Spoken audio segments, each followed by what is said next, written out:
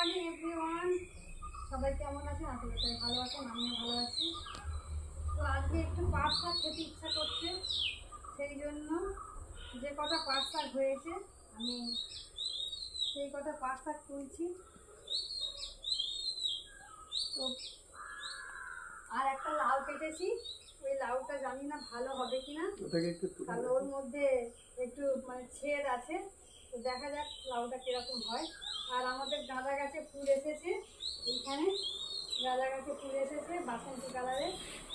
তো চলুন বন্ধুরা, সবাইকে আমার তরফ থেকে গুড মর্নিং, সবাইকে টাটা, বাই বাই। তো গাইস, এদিকে আমি কড়াই তেল বসিয়ে দিয়েছি, তেলটা গরম হচ্ছে। এদিকে আমি পেঁয়াজ কাঁচা লঙ্কার রসুনটা তেলের মধ্যে দিয়ে দিলাম। আর পাট শাকগুলো আমি সুন্দর করে ধুয়ে কুচিয়ে একটা থালার মধ্যে জল ঝারিয়ে রেখে দিয়েছি। এর মধ্যে থেকে অনেকটা জল বের হয়, যেটা খুব হরহর করে। তো ওইটা চুবড়ির মধ্যে ছেঁকে রাখলে খুব ভালো হয়। তো এবার আমি পেঁয়াজটা কড়াই নাড়াচাড়া করছি। এর মধ্যে এবার আমি পরিমাণ মতো নুন, হলুদের গুঁড়ো আর কিছুটা কালো জিরের গুঁড়ো দিয়ে দিয়েছি, কালো মরিচের গুঁড়ো।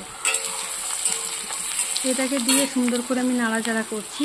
এবার আমি এর মধ্যে পাট শাকগুলো তুলে দেবো। তো পাট শাকের মধ্যে থেকে এতটা পরিমাণ জল বের হয়েছে, আমি ভাবতে পারিনি যে এটা শুকনো হবে কিনা, কারণ এতটাই জল বেরিয়েছে।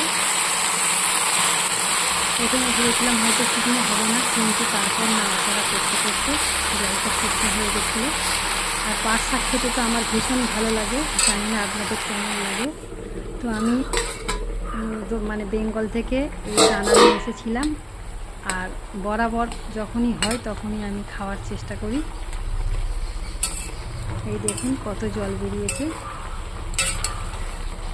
প্রথমে ভেবেছিলাম হয়তো ঘন্ট হয়ে যাবে, তো না, লাস্ট পজিশনে দেখলাম যে না, সুন্দর ভাজা হয়ে এসছে। তো আমার অনুরোধ রইল, আপনারাও মানে যখন পাট শাক পাওয়া যাবে তখন অবশ্যই ভাজা করে খাবেন, খুব ভালো শরীরের পক্ষে।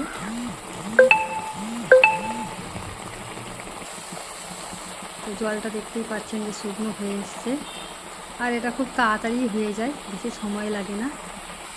তো দেখুন জল শুকনো হয়ে প্রায় ভাজা ভাজা হয়ে এসেছে।